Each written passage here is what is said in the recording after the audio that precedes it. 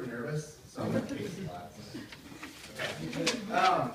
So about right around this time, 9 years ago, I had to come up to Phoenix for work, and one of the guys I worked with was with me, and he had some friends that lived here that we were going to meet up with and hang out with, and I met a girl, and like most of the times when I met someone, I said the worst thing you could possibly say. Anyone else? And then, so we were all hanging out. We had to go back to our car. She was like, "Hey, follow me. I'll show you where you parked." And then I, being the romantic young gentleman that I am, said, "I will follow that backside anywhere you would like."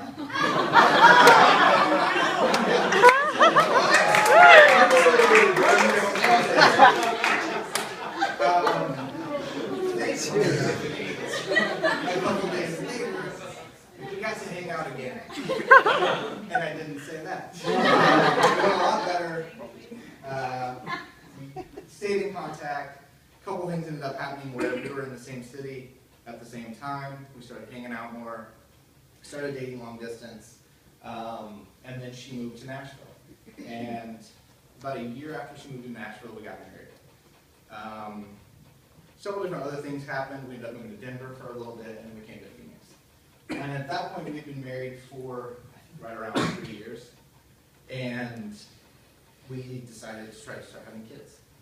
So Tiffany got pregnant, and at 10 weeks, she had a miscarriage. And it was something that we didn't really know much about. We had never experienced anything like that, and it really broke our hearts. It was absolutely one of the most horrifying and painful things she had ever been through. Physically, emotionally, it was really difficult, and so we're both people that need to understand and want to kind of find out why behind things. So as we start doing a lot of research on miscarriage, first-term pregnancies, and things like that, or first-time pregnancies, we found out that sadly it was a lot more common than we had ever realized. And we actually had even a few friends that we were close to that kind of called, and they had gone through something similar and things like that. So where it was really hard, there was still hope in that, let's do this again. And so about 6 months later, she got pregnant again. And we had kind of been told this first 12 weeks is kind of a scary part. And we started just kind of taking it a day at a time. So 12 weeks goes by, everything's good. And so we ride that out, and I believe it was right around 18 weeks, we found out that we were having a girl. So that was really exciting. And so we kind of kept going through the process of everything. We made it to 38 weeks, and we have an ultrasound at 10 a.m. that morning. And we go in, everything looks great, really strong heartbeat. Doctors were really excited, everything looked good. And that night, Tiffany went into labor. And so we packed the car, got really excited, got to the hospital, got Tiffany checked in, and that's whenever we learned that our daughter, Elliston, there was no heart rate. And sometime in the last 16 hours, she had passed away. It was really, really hard for us. It broke us in half. And then on top of finding that out, not only do you have to call the people you had just texted saying, "Hey, we're on our way to the hospital." Now you have to make that phone call. She still has to go. Sorry, I knew this was going to happen. She still has to go through labor and delivery. Yeah. And it rips you apart to watch that, along with trying to bring religion into that. And so,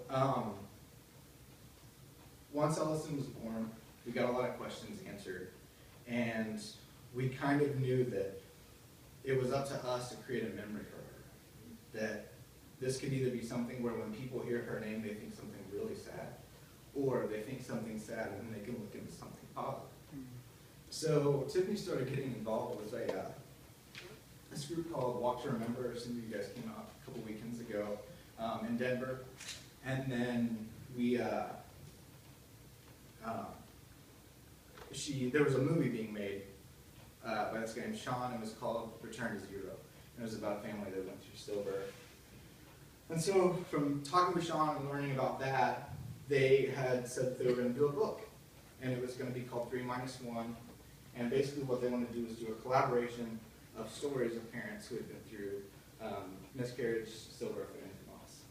They had 600 submissions. Tiffany submitted Ellison's story, and it was actually one of the ones that was selected. And as hard as it is as a dad, it's so much different for a mom. And I'm going to try to get through it, but I actually want to read a quick excerpt from what she had written. On October 26, 2012, in one moment, I inhaled the breath of the first-time mom, voided of any real sense of pain or loss, and exhaled the breath of the mother whose heart, dreams, and life had been ripped apart. In that moment, I lost my daughter. In that moment, I said goodbye to the self I had always known. As I sit and write this almost a year later, I can still picture every nurse's face that was in my tiny room in triage. I remember the look they all passed around the room when they couldn't find our baby's heartbeat. I remember the exact moment of seeing our baby on ultrasound as her heart set to. I suddenly forgot about the contractions and what felt like morphine running through my veins, my body, my mind, and my emotions went numb. Little did I know I would spend months in this numb state. After 11 hours of an epidural that never seemed to last very long, conversations I never imagined having, and decisions I don't wish for anyone to ever have to make for their child, and then having to push out my baby, who will never experience any of the dreams we had for our family, Ellison Ray Pitts was born at 10:06 p.m. As devastating as each of these events of that day were, nothing was as painful as handing our baby over to a nurse and walking away.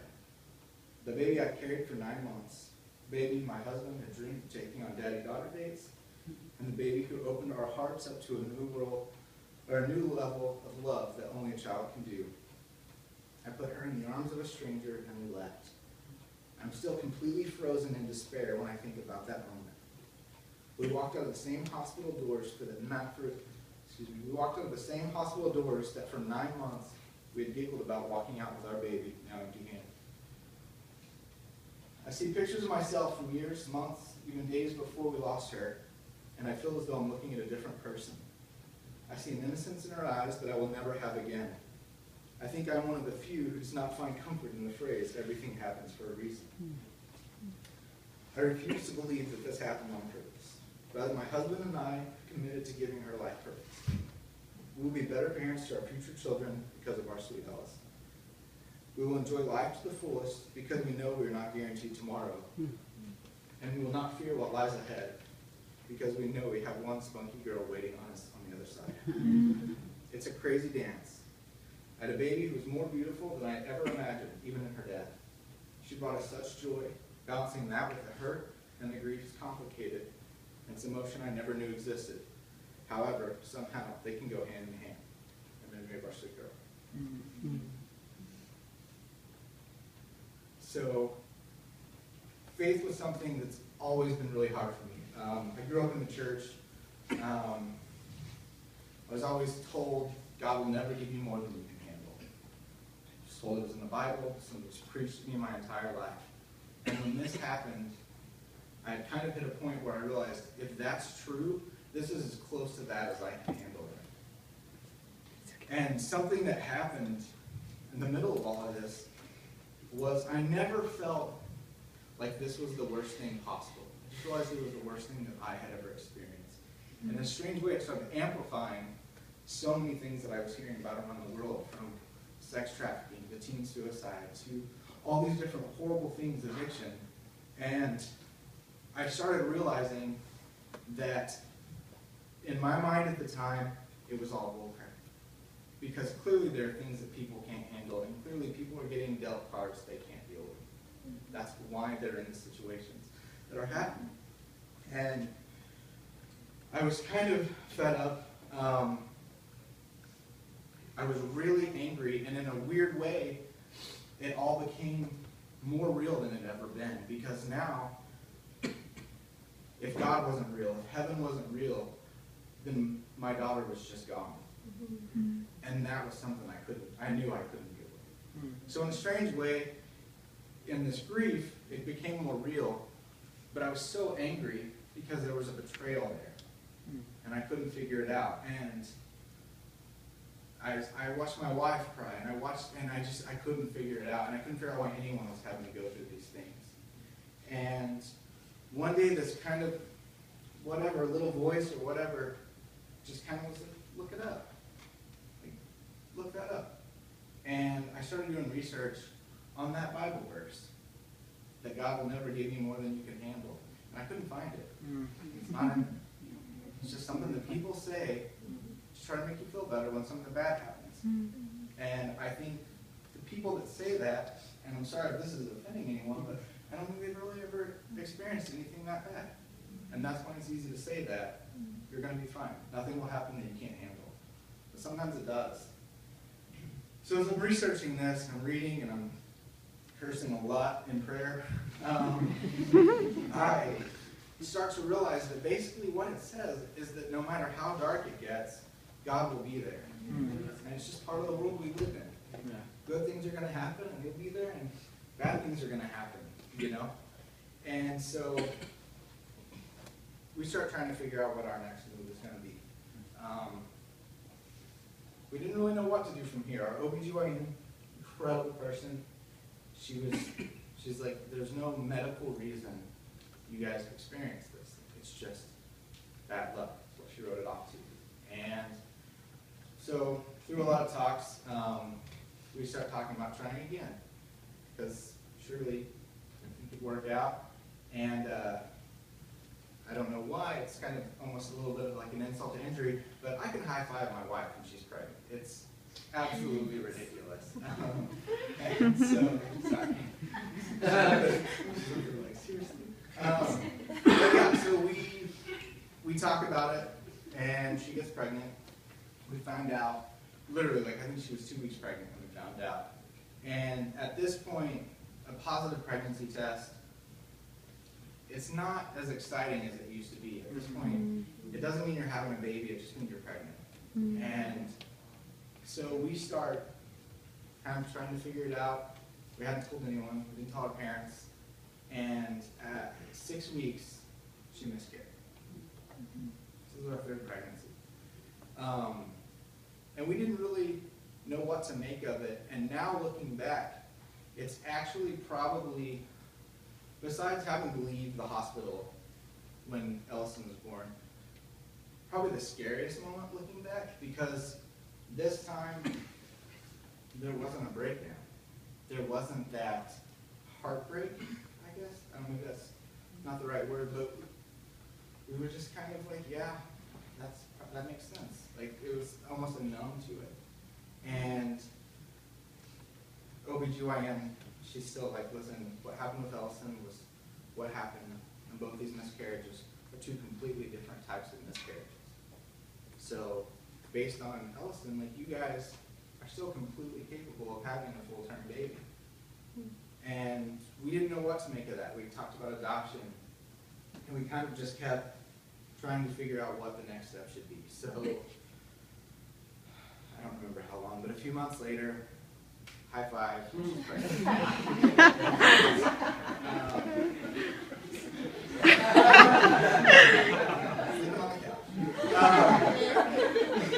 Yeah, so she gets pregnant, and it's terrifying.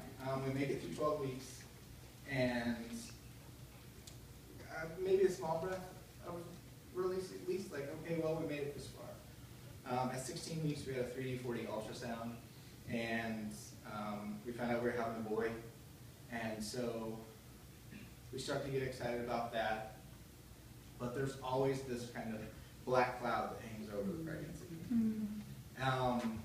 At, I believe, around 32 weeks, they start, for you guys don't know, pregnancy is 40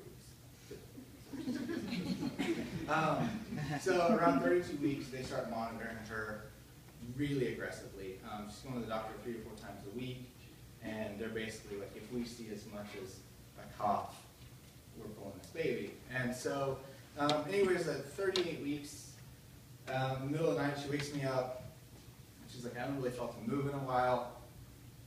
I'm starting to kind of worry. And I was like, well, let's just go to the hospital, because, you know, like, we'll deal with whatever happens, probably they'll just say everything's fine and send us home. So we get to the hospital and check her in, heart rate's fine, everything's good. They monitor the baby for a while, and they're like, we don't see anything, everything was really good. And so we're about to leave, and they're like, you know what, let's just check and make sure nothing's happened, that maybe you are really going into labor right now. So they run a couple of tests, they come back positive, and this is at like 6:15 in the morning, and they come back and they're like, hey, you know, you're gonna have a baby today. Oh, okay, well, really? Like, when? And they're like, 45 minutes from now, we're gonna have a baby. So it kind of worked out because we didn't have time to panic. We just kind of like, oh, and then she was gone, and they were handing me scrubs, and it was just like, you're gonna be a dad in 45 minutes. So everything went great, and our kid was born.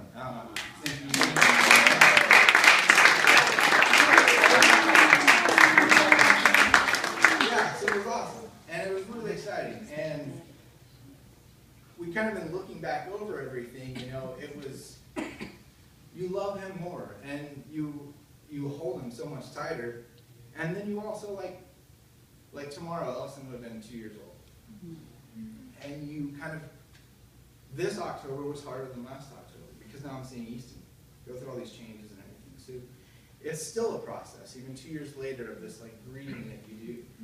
And I realized that when someone passes, it's not where their story ends. It's where it either starts or it continues. And Mark called me earlier this week, and he was kind of like, hey man, you know, as you're talking, like, what are you hoping people will leave with? And I didn't know. I just kind of thought about, like, I'm just going to say this. And the more I started thinking about that, there were kind of three things I had thought about. One is that grief is a horrible thing. When somebody passes, even though we know it's all going to happen to us, we still like don't understand it. It kind of takes us by surprise.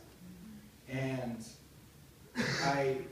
the book I love, that kind of touches on grief a little bit, and in it they were talking about how grief is a sign of how much you love. If somebody passes and you're heartbroken and it rips you apart, in that grief and in your darkest moments when it's as hard as it can be, just remember that the reason you're feeling that is because you love them so much. And you're a good person. Like, as hard as things can be, like, that's ultimately all that means, is just that you love someone so much that it's ripping you apart. When Ellison passed away, Tiffany and I were one set of people on October 25th, and we were completely different on October 26th. And it was immediate. That afternoon, I felt like a different person. And I couldn't figure out why, and some people were like, well, it's because you're a dad. It's because you went through this type of loss. And I heard an interview with Roseanne Cash, Johnny Cash's daughter. And she was talking about how when 50% of your DNA passes away, it changes you forever. She's talking about when her dad died. And that just echoed me so much, because I had never really thought about it on a scientific level, you know? When you lose a child, when you lose a parent, it's half of your DNA. It's just gone. And I think that possibly plays into it, of why it changes you so much. And then Mark and I talked about legacy. And whenever I think of legacy, I think of Michelangelo, or like somebody that just changed everything. Like whenever I got asked one time to define legend, and to me it was someone that they came into something, and then when they left, what they came into was different. Michael Jordan would be an example. Dave Grohl would be someone else that I would consider. Mark Rinkle.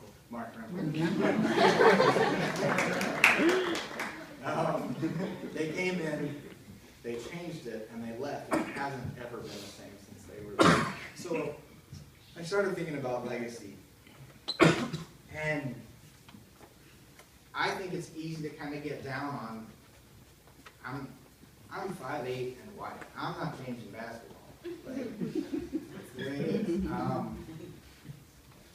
I think it comes down to what you carry on after they're gone. You know, when you lose somebody, you pass on what they taught you and what you gained from them. And that's their legacy. That's how you keep their memory alive. That's how you carry that on.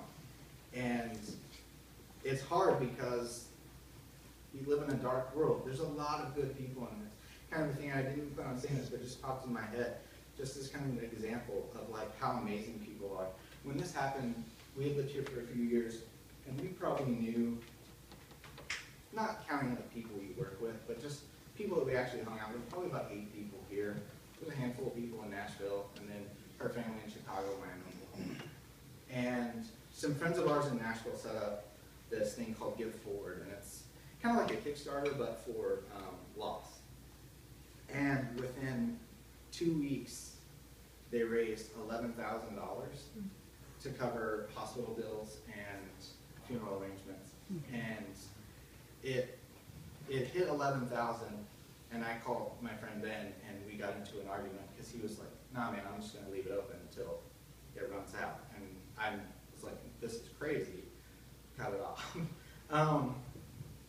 But people were coming out of the woodwork that we hadn't heard from in years. I mean, and so like, well, the world can be so dark. There's so much good still in it. There's so many good people, and I think that's what like you have to remember. Like, no matter how dark it gets, whether it's loss, whether it's depression, addiction, whatever it is, whatever that darkness is, like there's always light in it, and God's there. And sometimes it doesn't feel like it because you ask that question and it's quiet. But like I learned through this process that like kind of God can show up in a lot of different ways.